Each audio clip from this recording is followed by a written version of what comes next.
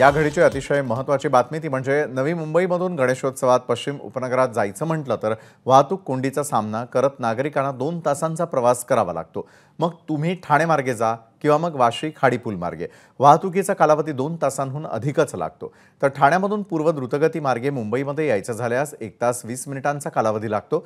ही बाब लक्षात घेऊन यंदा गणेशोत्सवात प्रवाशांचे हाल होऊ नये या अनुषंगाने वाहतूक पोलिसांकडून मुंबईमध्ये एक ग्रीन कॉरिडॉर रस्त्याची संकल्पना राबवली जाणार आहे। यात नवी मुंबईतील व्यक्ती अवघ्या 50 मिनिटांमध्ये नवी मुंबईहून मुंबई छत्रपती शिवाजी महाराज आंतरराष्ट्रीय विमानतळ गाठू शकणार आहे। तर लालबागच्या राजाच्या दर्शनाला होणारी भाविकांची गर्दी लक्षात घेता दक्षिण मुंबईमध्ये पूर्व द्रुतगती मार्गावरून येणारी वाहतूक ही लालबाग उड्डाण पुलाखालून भारतमाता सिग्नल कडून करी रोडच्या दिशेने वळवत पुढे नामजोशी मार्गे दक्षिण मुंबईकडे वळवण्यात येणार आहे।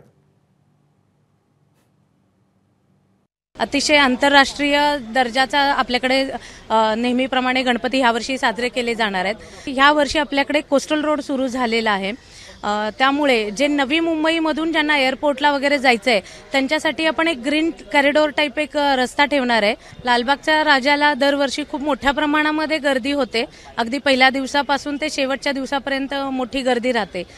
जे काही लोक ब्रिजच्या खालच्या रस्त्याचा वापर करून ज्यांना साऊथ मुंबईमध्ये जायचं असेल तर त्यांना आपण भारतमातापासून करी रोडचा ब्रिज आणि त्यानंतर NM जोशी आणि पुढे मग ते NM जोशी मार्गानंतर चिंचपोकळी किंवा एस ब्रिज भायखळ्यावरून ते दक्षिण मुंबईकडे जाऊ शकतात। तर हा एक मोठा आपण रोड तयार करून देत आहोत। ABP माझा, उघडा डोळे बघा नीट।